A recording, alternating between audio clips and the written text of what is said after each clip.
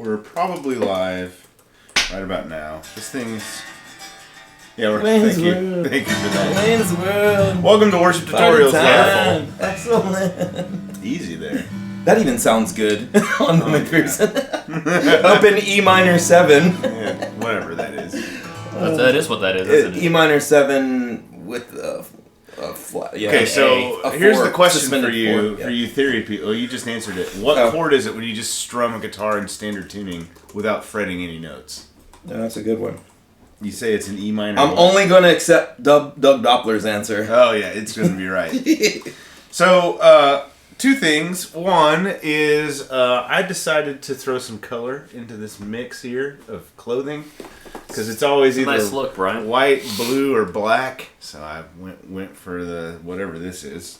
I don't know.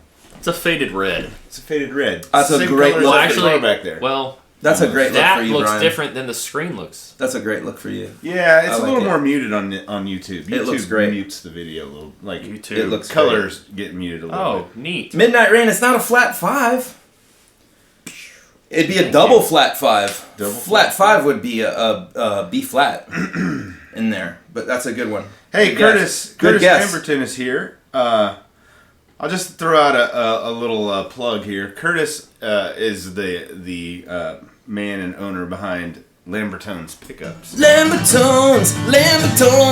Curtis and Lambertones, one and the same, are releasing their Ristretto pickups, which are in that red guitar back there. Bradford and I think unanimously agree they're probably our favorite pickups of all pickups. And Fuller has played them and has seen the light and needs a set in his life. But first you need a P90 guitar, Fuller. So I would love a non-P90 guitar. Yeah, because that's I gotta buy one first. So yeah, I'm in the market. You making an offer? Lambertones is releasing the Ristrettos today. You can get them later today. Bradford and I filmed and created a video, a demo of them, so you can hear them in action. You can hear us talk about them. We tell the story behind why Curtis made the Lambertones Ristrettos. And we're not going to tell it here because... We're not going to tell it here because you're going to have to go watch the video that we're going to upload. Pop-up video. I'll upload it right after this is done. That's cool. From VH1. Pop-up video. That was. I know that might is. even be in the right key. That was good. Okay. Relative pitch is my thing. You are most welcome, Curtis. Thank you for the opportunity to partner together and, have sweet tones. And All did right. you get Curtis's church is launching a new campus this weekend? Let's drill down on that. Yeah, that's awesome. Yeah. That's both awesome and extremely frightening all at the same Yes. time. What church are you at, Curtis? Let us know. I'd love to talk about launching campuses and stuff. Yeah, he'll let us know. It's a little delayed. So, in the meantime, we thought we'd start this stream off by saying, Fuller asked us, what are your favorite cover songs ever? Either live, like a band that sings somebody else's song. So let us know in the comments. But we're going to talk about our favorite covers, either live or recorded. I've got a few. I've got two, and they asked me what they were, and I said it's a secret. Do you want me to go first or not? Go ahead. You go first. I forgot to think about it. Okay. First one, thank you, Aaron Robinson, for your super chat. I'll ask him if he's interested.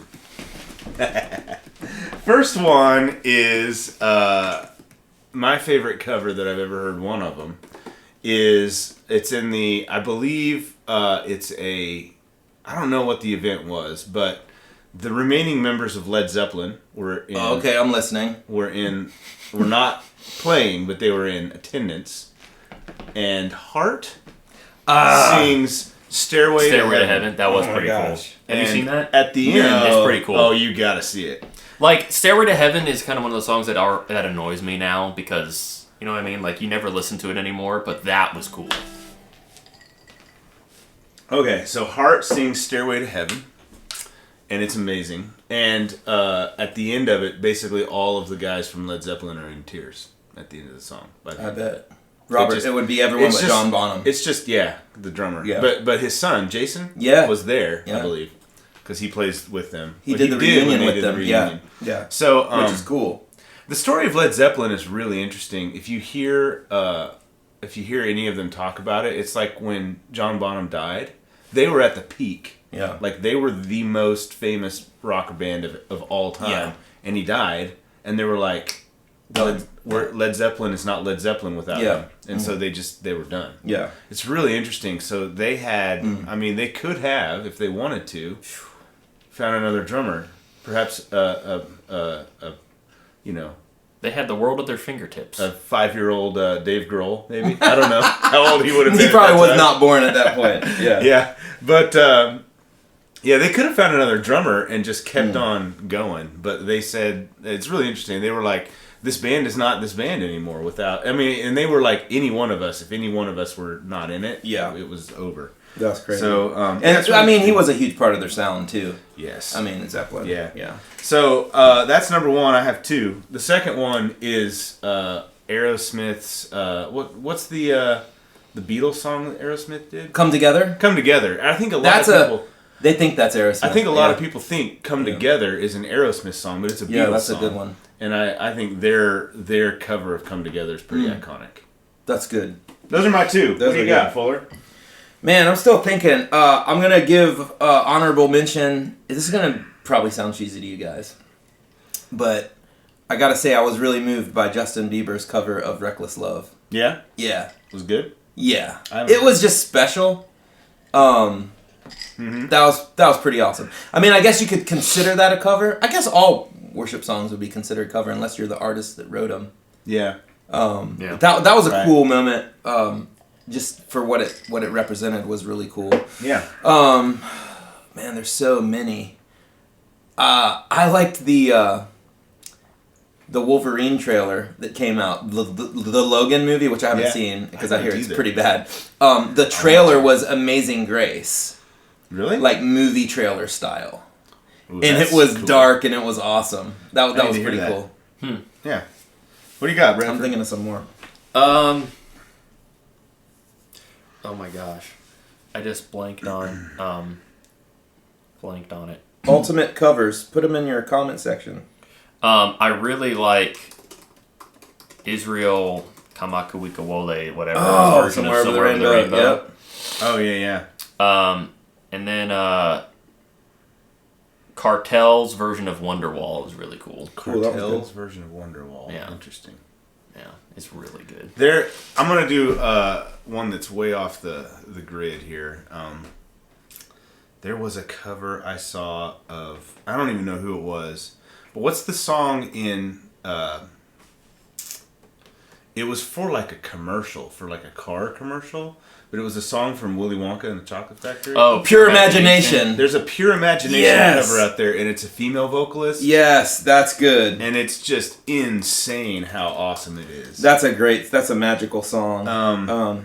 Who wrote that song? That was written by the guys who scored the movie, the original Willy Wonka movie. I'm gonna find it. It was two classic guys. Roald Dahl wrote the movie. He wrote the book. But the song was written... Yeah, wrote the book. It was the score...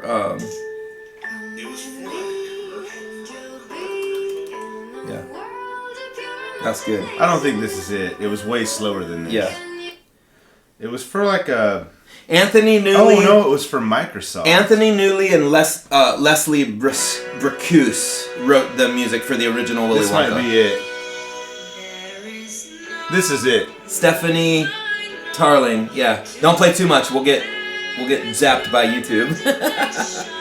That's a good one. That is good. But it's got this build underneath it. It's very cinematic. Film scores are the best. Zimmer. Yes.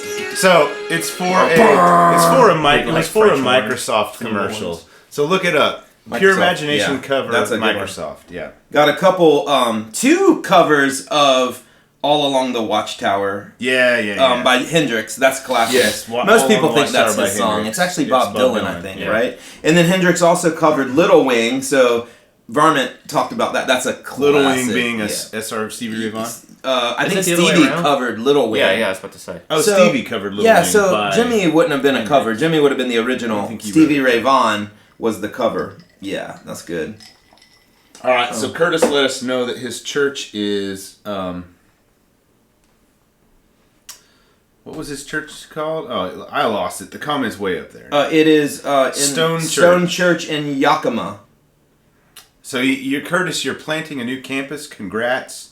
Aaron Robinson did give us a super chat. So, and we've had questions. What is this Z that we're talking about? There's a Facebook group called Worship Musicians with a Z. Bradford left, and because he doesn't have time for that nonsense. And you were mentioned in a comment this morning, and I said I will talk to him about that. There's a few of them. All right. So for Stevie the chord, covered Jimmy. Yes, we have confirmation. Yeah. So for the chord, I personally believe that the best interpretation is an E minor 7, add 4. This is if you strum a standard tune. Because you got the E, A, D. So you got the E, the G, the B, and the E are all E minor, right? So 6, 1, 2, 3, and 6 are all part of the E minor. The A and the D is where it gets a little sketchy. So the D makes the E minor a 7th chord, D minor 7th. But the A, someone mentioned 11th, but an 11th would technically be an octave higher. So the A would have to be higher up. So since the A is low, right above the root, I'm going with E minor 7, add 4. There you have it. What do you guys think? We have one more. I have no idea. Okay. I think that if the song calls for E minor, don't play that. It's gonna sound bad. If Doppler's watching, Doug Doppler, He would please know. correct my theory if I'm wrong. Open guitar tuning. Lyle E minor. Beck. Okay, so there's one other. Well, we're gonna get off this cover thing here in a bit, but there's another addition, and it's amazing if you haven't heard it. It's Disturbed covering The Sound of Silence. I've heard that. By Simon Yeah. and Garfunkel. I've heard it. It is unreal how good that is. That also reminds me, Life is a Highway by Rascal Flatts from the movie Cars. Great cover. Yeah, that solo is nasty. That is a great cover. Okay. More bass content. Joe Don Rooney is an insane guitar player. Bradford, we have had multiple questions already. When are we going to release the how to transition from acoustic to P&W lead guitar course? It's coming. That should I'd be have like to- 5 courses. I have to quit my job. The problem is time, and it's that Bradford and I, or Bradford Fuller and I, because Fuller could help with this course very well as well. We just don't have time together. We have one day. Today's the day. We spend it doing these live videos, and then we do other stuff. It's gonna come. It's a priority for us. It will come. We're I answer gonna figure questions. out a way to make it happen. I answer questions on Instagram that could be solved by Google. So Stop answering questions on Instagram that could be solved by Google. What, let me Google that for you? Yeah, you need to start responding with "Let me Google that for you" links. That's funny. Google that for you. LMGTFY. Good. Okay, what are we talking about today? So, this is good. Covers and music theory. Yeah, that's Let Me Google That for you. Let me Google that for you, yeah. That's an actual website, isn't it? Yeah, so what it does is it creates like a tiny little video like thing where it's like navigating to Google, typing in the search term, pressing enter, and then it just gives them you the search results. Oh, that's funny. It's a way to throw shade on somebody who could Try to find be the passive answer, aggressive. who could find the answer themselves faster than it would take for them to ask you what the answer is. But they don't want to do the work. Yeah. So, anything you guys want to talk about, please feel free to put in the chat room. Curtis's church is launching a campus this weekend. That's exciting. Does Curtis play guitar at his church? I think he's a drummer. Drummer. He does play guitar. But I don't know what he plays at his church. A drummer that makes pickups. That's pretty awesome. I'm sure he plays. He plays guitar as well. But Yeah. Oh, also, I think Curtis's first instrument is the drums. Curtis, let us know. It is. Yeah. Random. You should make drum extra, pickups. Drum triggers. Random extra cover favorite. Bad Wolves, their cover of Zombie. Oh, that is good. It's That is very, very good. I forgot about that one. Yeah, that is awesome. That's good. Okay. Ryland said, we did our first night of worship last night. Just wanted to say thanks for the tips you guys gave about doing one. It was an amazing night. That's cool. That's awesome to So hear. that would have Thank you been, for what, sharing. Thursday night? Thursday night worship concert. Sweet. Do tell us more about that. Yes. And, let's see here. So, I'm just looking to see if there's any questions other than the chord. Here's a good one. How to not stagnate as a worship guitar player when you're playing the same songs over the same tracks. Ooh, Ryan Rogers. Yes, so I'll take that.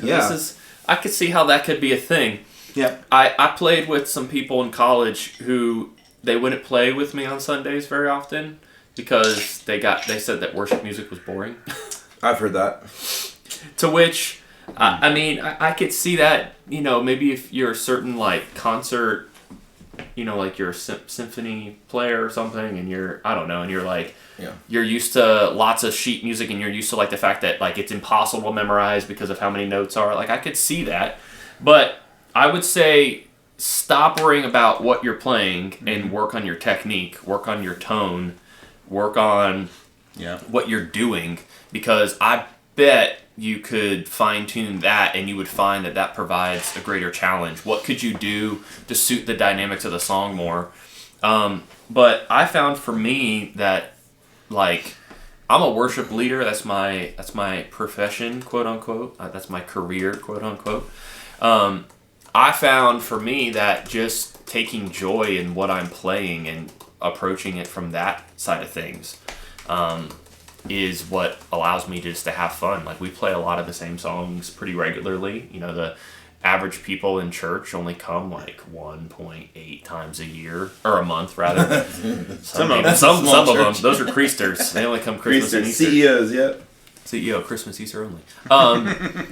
So, like, we play these songs because we want people to engage, and I find that it's really boring to pick songs that I like playing, but nobody's going to sing because nobody knows. So I would just work on fine-tuning it, work on what you can do to make it better, because you can always make it better.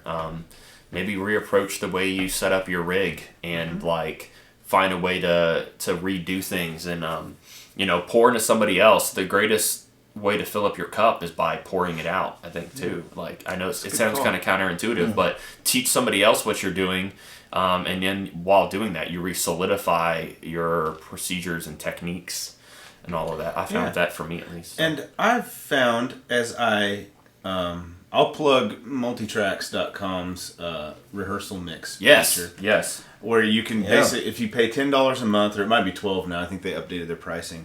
You go to multitracks.com where you can get multitracks for worship songs. It's where our church gets a lot of them. And they have a rehearsal mix feature where you can listen to each individual part. Mm-hmm. And in a lot of these songs, there's like 5 guitar parts. And you'll find parts in there that you didn't realize were in there that are a lot of fun to play. Yeah. For example, we're playing Holy, Holy, Holy by Highlands Worship, which isn't like a hugely popular song this week. But I picked out a part during the chorus that I've never really heard before. You don't really hear it on the album. And I'm playing it this week. How did it sound, Brad? Because I liked it. It was nice. It's like a counter melody to the vocal melody. Mm-hmm. So your vocalist has to hit the notes or it's going to sound That's bad. important. Yeah. But it's kind of fun. Another thing you can do, like, here's a great example. David Hislop. If you don't know him, you should find him on YouTube and subscribe to him. Instagram. He's one of Bethel's primary guitar players at this point because he's been there for a while. Like, he and who was Bethel's guitar player that left? Michael Pope. He and Pope were like their main guitar players. And Bobby Strand, but I think Bobby Strand does more of the producing stuff. And so Michael Pope left and moved to Nashville. I don't know if you knew that, but he did. I think he moved to Nashville. Mm-hmm. Yeah, and so David Hislop writes a lot of creeps. Yeah, I know. Michael, we know where you put live. Your address so we know where your house is? Yeah. Can you I lost it. So anyway, you gave it to me. David Hislop is like the main guitar guy at Bethel at this point. Writes a lot of parts and stuff, and he has a YouTube channel. And he posted this the other day because he's in some Facebook groups that I'm in, and he's pretty active. Seems like a really cool guy. He posted like they did How He Loves. And he played, so if you don't know, How He Loves was written originally by John Mark McMillan, and the guitar player is, help me out, Bradford. Well, I'm sorry, I blanked. What? How He Loves original recording guitar player. James Duke. James Duke plays the guitar, and it's way different than like what David Crowder does. It's like slide. But so in this David Hislop's video from a Bethel service that he posted, he did How He Loves, but he kind of combined the James Duke sound and the David Crowder kind of arrangement into something that's kind of like he used slide and to play the lead, and it was really cool. It was a little different. So you can find people like that, or you come up with it yourself. If you're just playing the same things and you're kind of like, let's do something different. I think that's a good place for a band to be able to say, let's kind of do something. Let's make this song a little different. Mm-hmm. You have to. I mean, if you're not executing the original arrangement very well, you should start there before you try to do something different. Yeah. But like, you have those options available to you, and you can also find people like that David Hislop video where, a pro does it for you, and you can just copy them. So there's a lot of stuff you can do. All right, there have been other questions. I would also say too, if you find yourself stagnant on guitar, there are other things you can work on. Stage presence. Yes. How you look while you're playing. How easy are the songs for you? It's one thing to be able to, get through a song. It's another thing to like really have mastered it. So, I mean, I don't think I've ever had time to like really master something. It's like, so I would start looking beyond just your guitar playing. How's your stage presence, or is it engaging? Do you look like you're having fun? Work on that, because that's important too. Yeah. Andy right. Gunderson, thank you for the super chat. This is what Andy said. Thanks so much for what you do. This channel, you're going to appreciate this, Bradford. This channel is the piece of gear that inspires me to play. That's my mantra. That's what Bradford says. That's my mantra. When you look for gear, find what inspires you. Who cares what the flavor of the month is, what everyone else is doing. That's good. I should get that tattooed. Andy says, "Do what inspires you," right on my bicep. but in Hebrew, right? I get nothing but compliments on my worship tutorials patches. Thank you.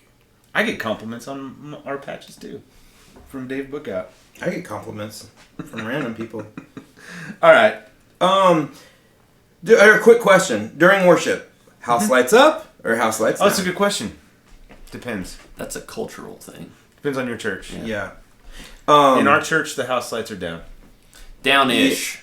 Yeah, about still what, see. 20%? You can still see. Yeah, you But won't be able to colored. see. Yeah. We have LEDs. We wash the congregation. Yeah. With color. Yeah. And so the color, it's a little more submersive. So it's funny to me. Like, you see a picture of a concert, and like, let's say like somebody is at a massive concert and they're like 100 yards back in this massive arena, and like the only lights you see are on stage. So you see this picture, it's framed like this, it's right? Like but then in the middle of the picture is where you see like just the lights from the stage, and everything else is black. Yeah. And it's like, that's weird.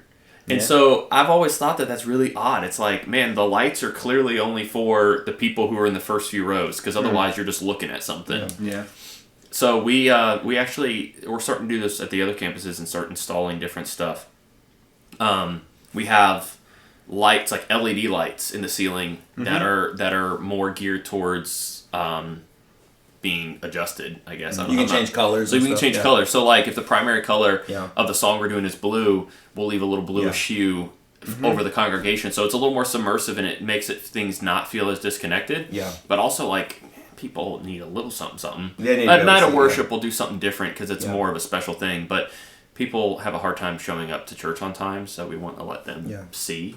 Yeah. The more different the congregation is from the stage, I think personally, the more disconnected it will feel. So I wouldn't want to have like bright fluorescent lights on because it feels real sterile and awkward for everyone. So I mean, I like having some house lights, but I like it definitely feeling different than the message. Because you want people to be comfortable during worship, and I'm not comfortable personally in a room that's lit up like this. And then you're like, "Hey, let's sing it, everyone," and you're like, "Yeah." So I think you got to experiment, but I'll say this. Let me get on a soapbox here. I'm gonna stand up real tall. There are people who will say that dimming the lights creates a quote concert atmosphere, and that is somewhat sacrilegious. And I think that argument is stupid. But tell us how you really feel. That's a word that I told my child not to say, but I did. Stupid? Yes. Because it's just like, it's not.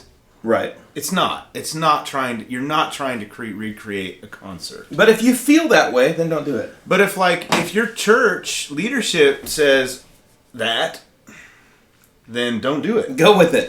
Then turn the lights up. And because they're in charge. If it's important enough, like have a discussion about it. Yeah, and so we do it everything we do at our church is designed to create an environment where people are compelled to engage in worship. Yeah.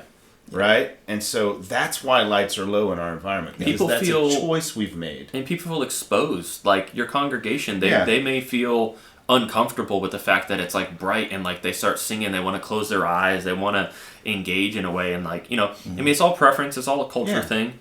Like, but the flip side to what you're saying is like, so who's the only people that can use their talents in worship? This always gets me. Yeah. They're like, no guitar solos. We do know the person leading the song is having a vocal solo right now, right? Like, like they're having a solo right now. Yeah. So the guitarist doesn't get a chance to express his gift. What about our lighting guys? They don't get a chance to express their gifts for lighting because that takes talent. Like, I mean, if your culture is let's just have like one color on stage and like let's do something, but not like cues and stuff. Like that's fine. Yeah. But like, I have a production director at my campus, and he is insanely talented at programming lights. And so we'll talk about it. He does know like what to like when he has a little freedom. But like we've talked about, like if we're doing What a Beautiful Name, that's not the time to do insane lights. Or drum like solos. if we're doing like a big or if we're doing like a big song, like a big gospel song to start out with, like that's when you can have a little more fun with lights. Because like the point of that is more fun and engaging. It's not quite as reverent as the moment for What a Beautiful Name. Yeah. But like our video guys, they can't worship, and they can't like thank God for their gift and show their gift off by doing cool video stuff. Like that's what always is interesting to me is, nope, only the worship leader can have a solo. So what about everybody else? Only the worship leader can have a solo. And you're like, what? But it totally makes sense. That's pretty much what people Vocal say. solo. Vocal solo. Like, no guitar solos. Like, within reason. Maybe, like, it depends on your worship leader. Like, if I went to Depends see... on the vibe of your church. Yeah. Well, in essence, everything's a solo. It's Yeah. just all combined. Yeah.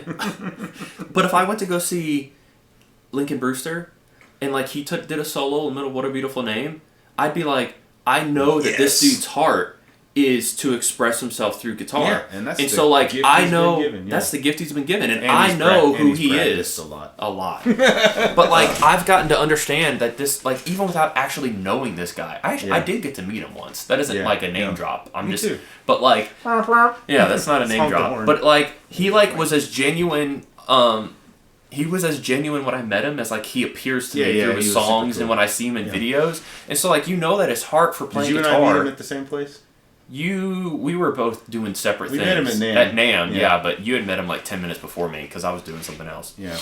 But, anyways. And one more thing about lighting, unless Fuller has something to add as well. Okay. I used to, I lived in Oklahoma, and I was a youth pastor there. Yes, you did. Right? That's where I'm from. And my first job in ministry came after I volunteered as a youth leader. Our youth pastor there left. It was not a very good situation the way he left, and so I and another woman that helped lead the church, the ministry, led the youth ministry. This is a long story to get to. Anyway, I was a youth pastor there. I'm and did some listening. worship. The building, it was a Mennonite Brethren church, so as you can imagine, pretty conservative. And the building, they had like built it themselves, like by hand. And it was really a beautiful building. It had like these really, really beautiful like arches in the main worship center. Lots of stained glass, lots of windows, tons of natural light. Like we weren't about to block all that out, so we could black out the worship. Like so, there it was like you could turn the lights off, and it was still like super bright in that worship center. But the building itself was like an act of worship. It was like a beautiful thing that this church built with their own hands. Yeah.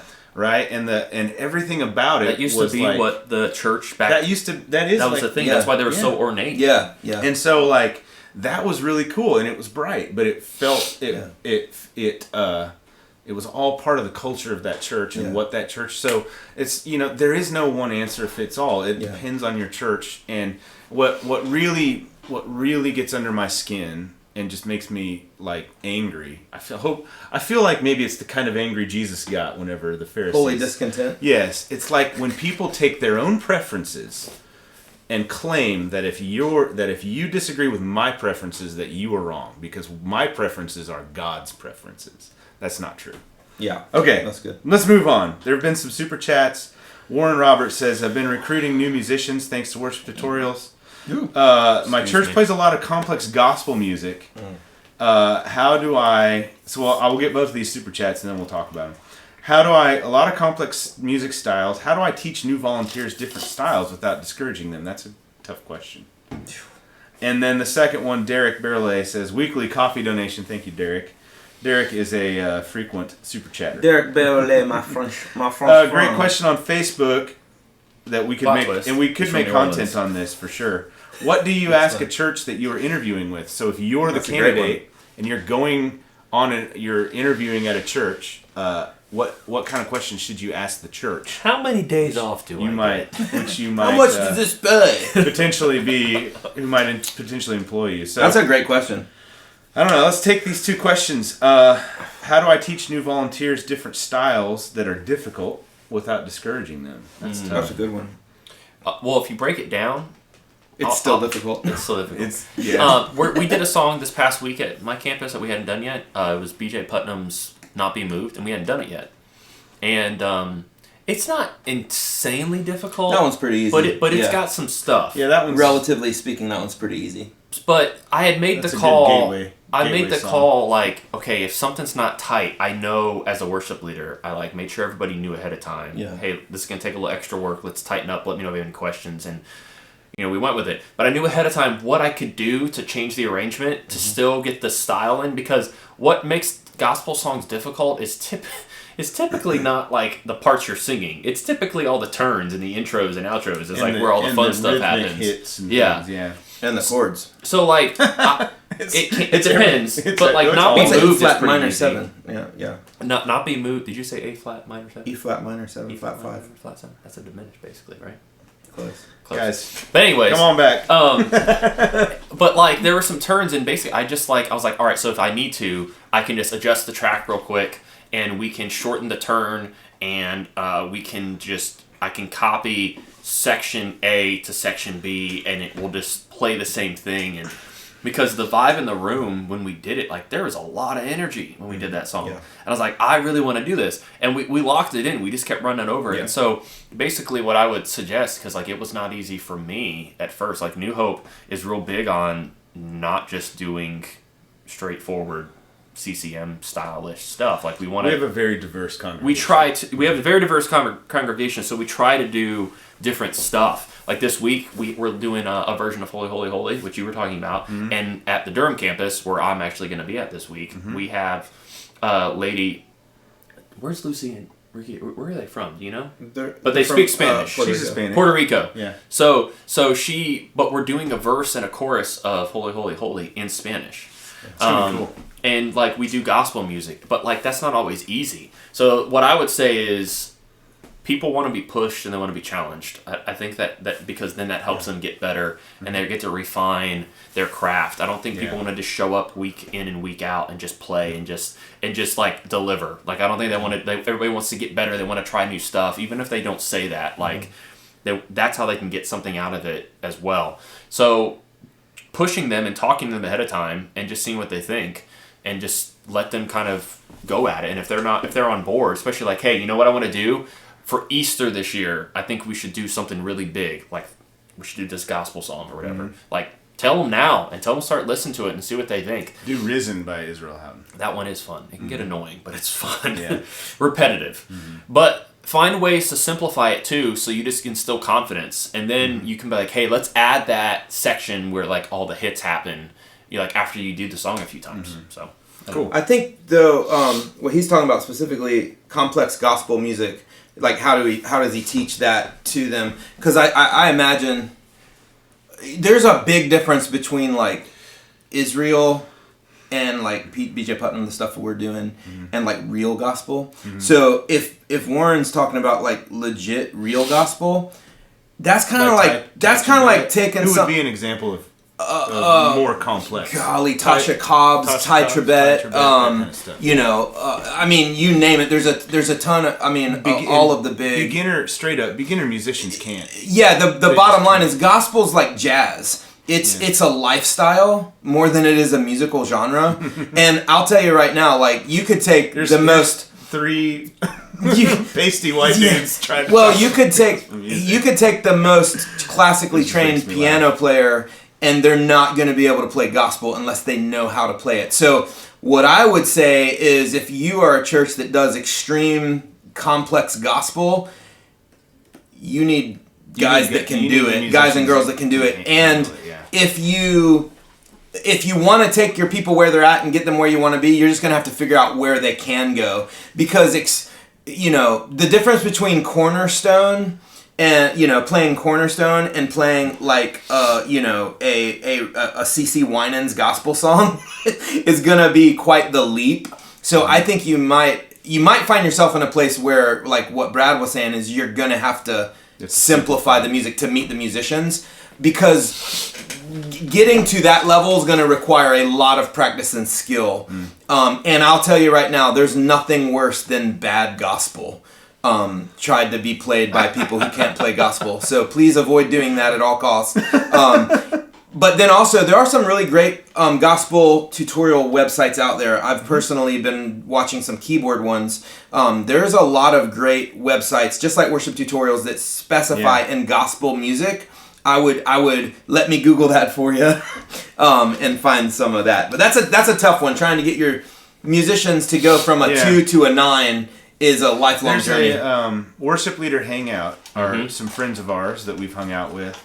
And there was a group of worship leaders hanging out. Yeah, and they have a contributor there who does some like gospel keys. I've seen videos, and they're really good. Very good. Really good. And that guy does legit. He's legit. Yeah. A lot of times, though, what you're looking at is taking Worship Leader Hangout. Find it on YouTube. They're taking your simple chord progression of like 1, 4, 5, 6, whatever. And they're adding extensions to it, and that alone could change. You could play How He Loves with extensions on your chords as opposed to just C, G, A minor, F, or whatever. Technically, it's C, F over A, but it's not A minor. But anyways, you could do different extensions and make the chords a little more colorful, and like. That right there just makes a song feel like a different genre. Or you do substitutions. Massive substitutions. Of you do instead of the 4, maybe you hit the 2, because a lot of times, depending on how things are going, like a 2 can substitute for a 4 pretty regularly, pretty easily, depending on what you're doing. There's a whole nother. It's all right. Yeah. So Good luck with that. It's hard. Good luck with that. So we got. Let us know how it is. Okay, so we have some more super chats, and please, I've seen comments before saying. Like, they wanted me to pay for them to answer their questions. Not the case, but we do have a limited amount of time, and if you do send us a super chat... it just means we absolutely will answer. We'll get to it. We want to honor that. But that doesn't mean that's the only way to get your question answered, so I want to talk about that. But it is a great business model. So there's a question from Derek. Thank you again, Derek. His question was... What questions should you ask of a church that you're interviewing at? And then there was another super chat down here from Andy Gunderson. Thank you, worship Andy. Nights. Yeah, talking about worship nights. Their worship leader has asked Andy to be in charge or to plan regular worship nights. Any advice? So let's tons of advice. We got that whole video we did. Yeah, we did a video on worship nights, but he's saying it to make it more of a regular thing. So maybe we can talk about that, like. How do you make it a regular part of your church's culture? But let's talk about, and we need to go here. You want to hit Derek's real quick? What do you ask other churches? What questions would you ask of a church you're interviewing at? First of all, Google, I'm not joking, like, Google great interview questions. Yeah. Okay? Just in general. Like, forget churches, just corporate America, Google great interview questions, and you're going to get a list of really great questions that lead to great conversations. Specifically for a church... I would ask them why the person you're replacing left. Okay, I'd get the backstory on that. If you're a worship leader, obviously, tell me about the other worship leader. And do you think? Let's real talk here. If you ask that question, how many times do you think the answer you're going to get is the real answer? You'll get a piece of the real answer, but it'll start a conversation that you'll be able to ask more questions. Yeah. You can ask. They'll also know you're not playing. Yeah. The other thing is. I don't mean to be like cynical, but I don't think many. Especially if someone left and it was a bad situation. I have my doubts you'd get the real answer. But you'll get a trail. You'll get a trail and you'll be able to read between the lines. Yeah. The other question I would ask is, what does success look like for me in 5 years? Like, what if I come in and do a great job? What have I have done? And so you can get a real picture for what they're looking for. Getting a job is one thing, but getting a job you want in the right place for you, that's a whole nother thing. So you want to be in the right place. I would ask them that. I would ask them what their budget was. You know, because obviously, you know, you want to figure out, you know, financially where they're at and where they're going. But I think if you just Google great interview questions, a lot of them apply to the same. The other biggest thing, though, if you get further in the interview process, I would ask to meet with their current staff. Like if you're say you're a worship arts director, I would want to meet with the production guy that's still on staff or the other worship leader, whatever it is, and just ask them questions because you'll be able to learn about their culture. Yeah. What's it like to work here? That's a good question. Yeah. So. And again, do you think you're going to get the real answers? I think you will. I think you'll get some of the Listen culture. to me, man. I'm so cynical. Well, I mean, but it's valid. I would also make sure you sit down with, you know, your spouse if you're married and be like, what's important to us? Yeah. And figure those things out. And like, it's not necessarily questions, but like say like, hey, I have a few things. Like, I wouldn't start the whole interview with this. You know, like if you actually genuinely felt like, yo, how much is pay? Yeah. If this like you walk into the interview, you know, you get a little bit of the way into it. I would then say, you know, I would like to kind of ask some things and present some things to you. These things are important to my wife and I, my husband and I, whatever. What is the response to this? Like asking about time off, asking about redeeming time. Like if you have to be there for extra events, what does it look like to be able to have time back with your family? What is it like? Who do I report to, and how much am I required to do outside of my job description? Like ask these questions on the front hand, like because you want to know. It's kind of odd for a worship leader to report to like a student pastor, like so.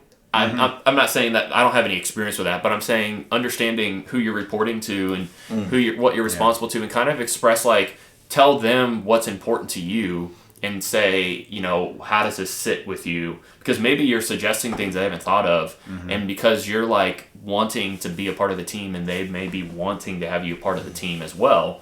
You know, that's a conversation they could discuss like right then and there. Other thing is I would check out like Slingshot or Vanderbloemen because they take care of a lot of like they're great placement services. And they ask you all the right questions and they get to know who you are, and then they can find you the perfect church, and like they go, this is what they do. So like they understand like what is important to you in a ministry here or what, and they know how to help you understand like things you don't even know that you need to understand.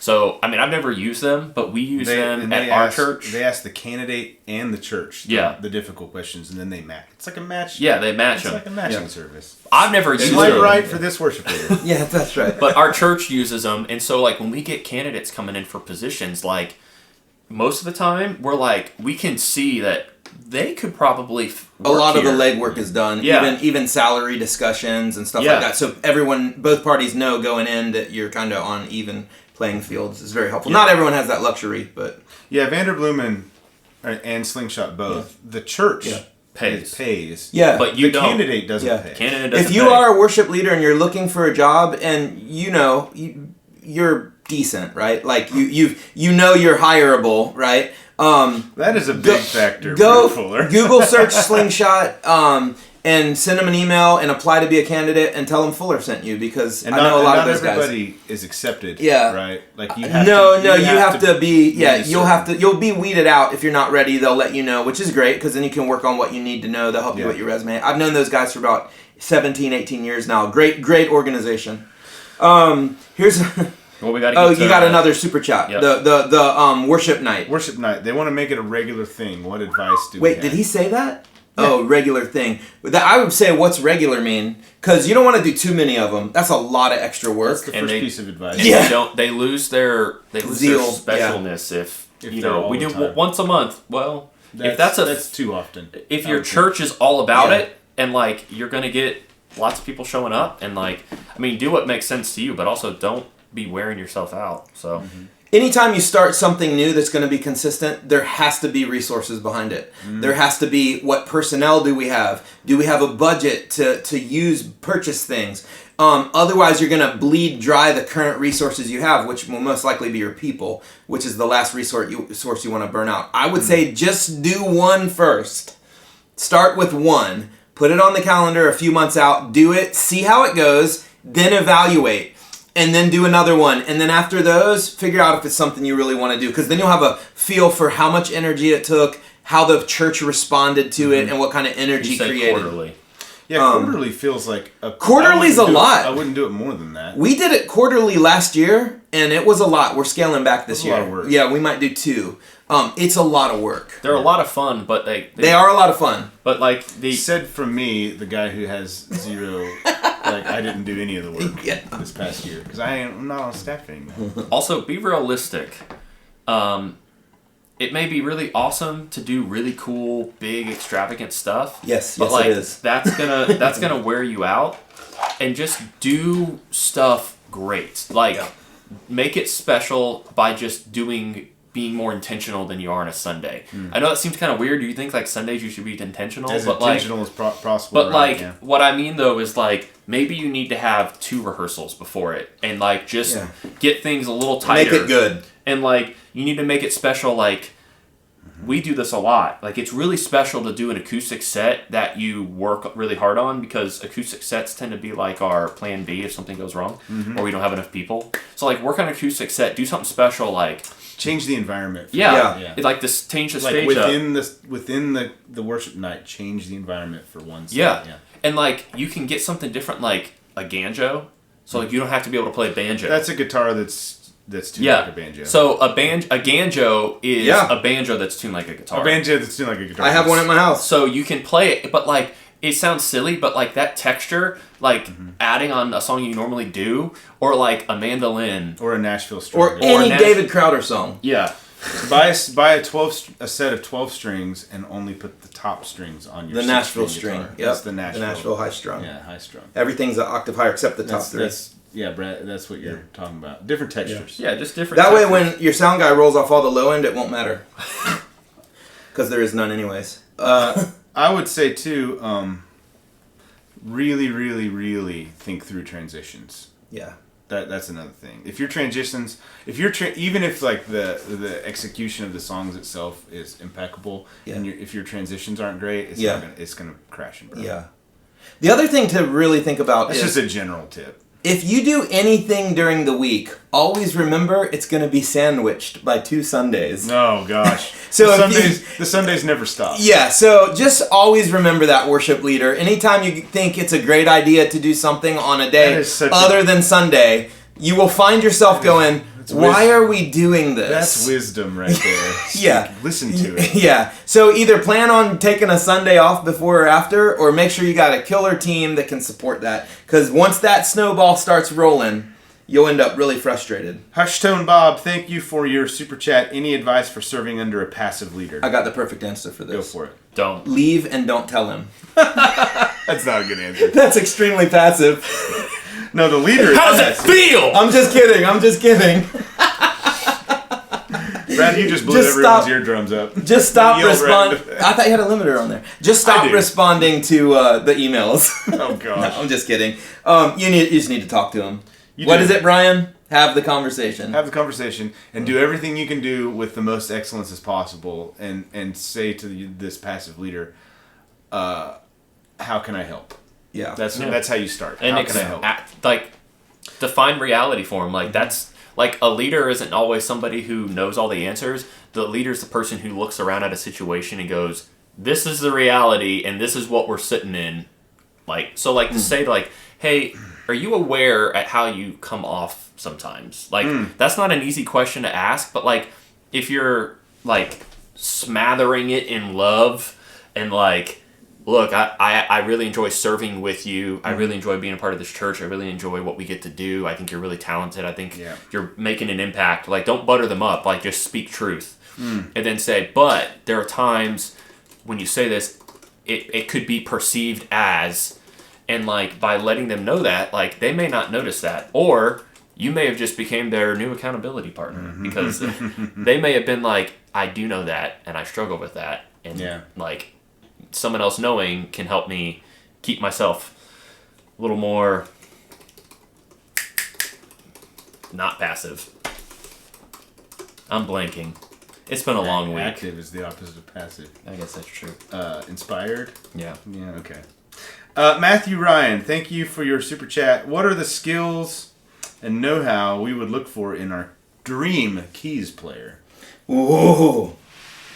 I really just want to have a keys player that Plays will the allow parts. me to not use click tracks, because 90% of the time what is in my click track are keys parts and synths parts that like I've met some guys and But like they I don't won't blame play. them, because it's you gotta have the gear for it. Yeah. Like it's not like guitar where like guitar, a lot of the things that you don't have like a delay and a reverb pedal, you can still play the part and it sounds pretty close, because chances are in a mix you're not going to hear the delay and reverb. But like keys players, you can. I'm about to be triggered by that. Dude, I'll tell you what, man.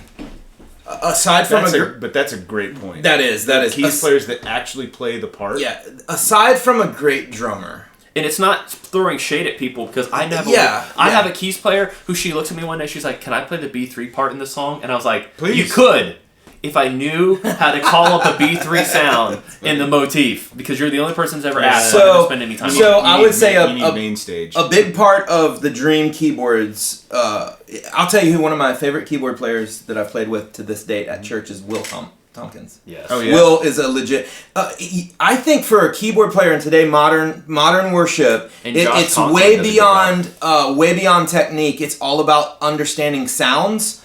Sonic landscape is everything. Yeah. Like, it's nice to have someone that can rip out a B3 solo, but I'd rather have someone that understands pads and synths and really, because a lot of keyboard parts in worship music is simple. Especially the music we're talking about, aside from the Donnie McClurkin stuff. But like, someone who understands how to create an environment in a room. Just like, and you can just let the keys take over, and you can go where you want. They follow you. Someone who understands music theory. That's it right there, man. Someone who can really, really use the technology to your advantage. That's my dream rigs player. You know, and if they know the top 100 greatest keyboard riffs of all times, that's fun too. If they can play the final countdown. Yes. Will Tompkins is one of my favorite. He doesn't do anything extravagant. His chord voicings. I wonder if he's gonna watch this. I was texting him the other day. Actually. Will Tompkins, we miss you, Will. He watched the Iridium demo. He told me that. Will used to be on staff with us, and now he's Is he still watching? at Biltmore Baptist? No, he's not. Oh.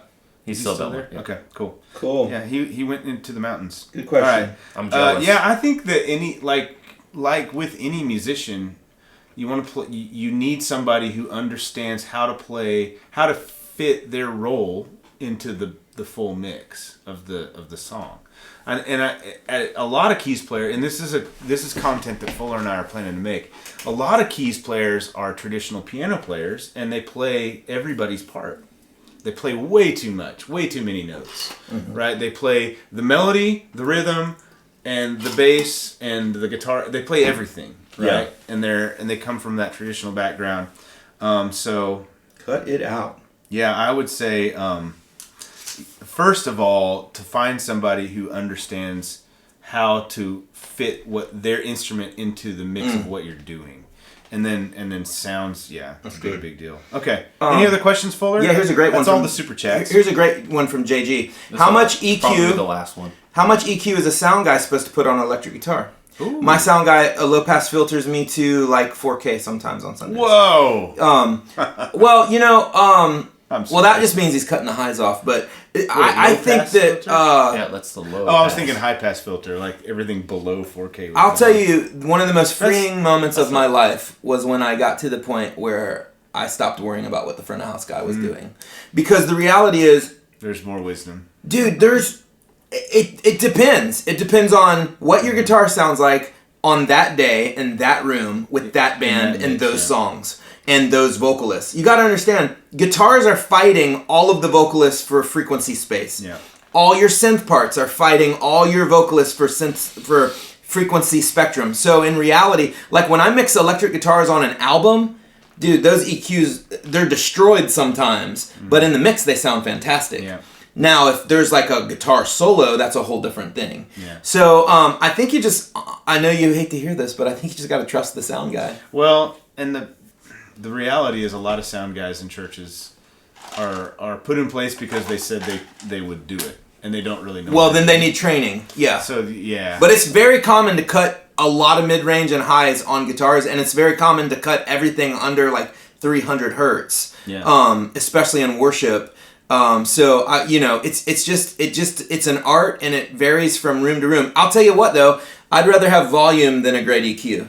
Like, if your guitar sounds great but you can't hear it, it's like, what's the point? So I'd rather suffer a little bit on the highs and being able to feel what I'm playing a little bit more. So that's a good question. That was a really good question. Yeah, and it's tough. It can be tough. Zach says, I hate click tracks. Good job, Zach. I think we like them. I sometimes hate them. I sometimes love them. Agree to disagree. I hate them sometimes. I love them sometimes. When in room. Sonic landscaping. I don't think that's how that Yes, phrase is used. my Sonic landscape. People Agreed like the to Sonic landscape. Yeah. Wow, what do you guys do for praise and worship for kids ministry? Ooh, what do we do? DVDs from North Point. Do we? Yeah. And then sometimes you have the worship. What did you guys call that? The worship wiggles. The We did a worship live wiggles. concert one time. Yeah, that it was was pretty Kids awesome. loved it. It was awesome. It'd be awesome to have kids live worshiping kids. North Point Church does. Yeah. And it's like Steve Fee and those guys. But I think if you had a big enough church, oh man, I would love to have live worship in children's ministry. Mm-hmm. Like, man, that's awesome. And hear what we're saying. We are a quote mega church, and we use DVDs for kids worship. Yeah, it's hard. It's very hard. How do I help my leader accept click tracks and stuff like Don't that? misunderstand. She's totally against it. Does she go to If the worship leader Zach's church? is the worship leader against click tracks? Yes. I mean, You're fighting a losing battle. You're probably not going to use click tracks at that church. The worship leader's in charge. Yeah. You need to sell her on it. That's the bottom line. You need to sell her on it and cast a lot of vision for it. And like, if there's some problems, no. Okay. If there's like a problem that a click track could solve, like, you don't need to be passive aggressive and a jerk about it. But like, if your worship leader's saying, I feel like we're dragging a lot, or I feel like we speed these songs up a lot. Hey, click track helps. Yeah. And you could just start there, because I feel like if everybody has a click, if you're using in-ears, if everybody has a click, that means that like everybody's going to play better. And that could help you, that could just be a great first start. If people keep forgetting what part of the song to go to next because they got the songs on Thursday and you don't rehearse till Sunday morning. The click track problem. Well, sure. It can help. Sure. But like, an easy solution is if we do clicks with cues. With a guide track. Yeah. With the guide track, like, people are going to know what's going on. Yeah. And you could just start there. Or our mix isn't really full. And, like, our piano player is only playing piano and we have guitar, bass, and drums. You could just use our pads for, like, a tonic. Mm-hmm. Or you could use click tracks to kind of help. So, like, if there's problems they're presenting, is it something that a click track could help solve? And you could... Yeah. You don't want to be a karaoke band. Don't do that. Don't do that That's either. not what click tracks are meant to do. I've seen that abused. That's not what they're meant to do anyway. And I think people who hate them, that's why they hate them. Yeah. Because they feel like that's what but that's not how you should. I say this all the time. I don't put guitars in click tracks. I don't put background vocals in click tracks. I'll put like a choir or a gang vocal track buried, and it's in with like lots of reverb, but that's like not to be heard. It's more like to be felt. I won't put piano in. Even if it's a piano part that's pretty cool. And Tremble's got like this reverse piano thing that happens a few times. Yeah. I actually only cut that part, and it does it twice, 2 or 3 times in the song. And leave it. I edited that audio track so I could only have the reverse piano sound, and that's all I leave in there. Pro right there. That's all I leave in there. Dude, there's a lot of questions now with clicks and EQs and stuff. Oh, we've opened the door, but it's time for us to go. We know what to talk about next time. Next time. One quick question. Can we answer? This is a really good one. Where's the line between honoring your pastor and knowing if you don't step down, then you're staying to please someone else when you're not feeling called to stay? If you're not feeling called to stay, the first thing you have to do is have a difficult conversation. That's the beginning of everything.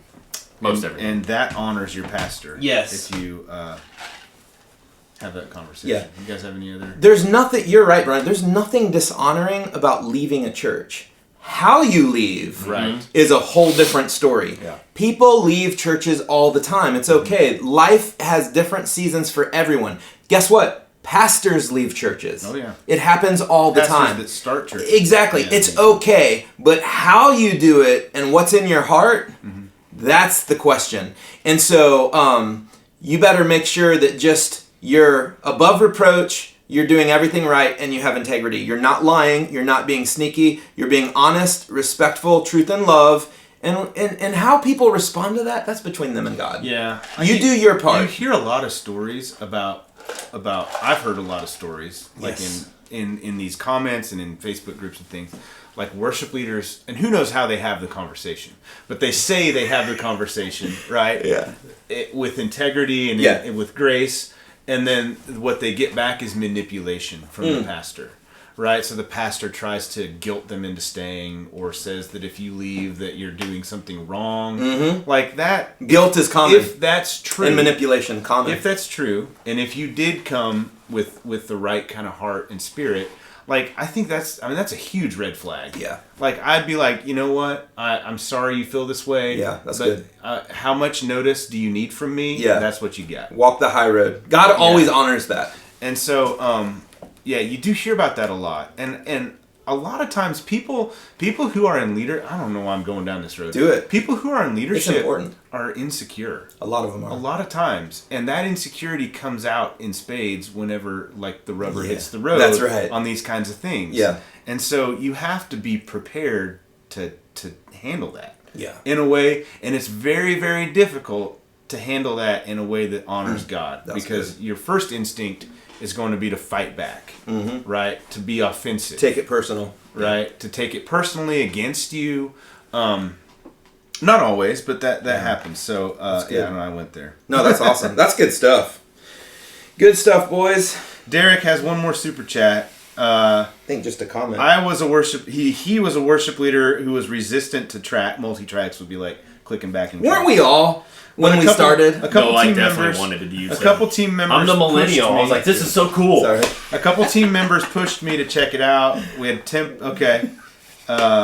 but having the tempo and the guide and the synth parts to really fill in convinced him. So there's a Derek is a success story. Thank you for your super chat. All right, we're gonna go. Brad's gonna eat some burgers.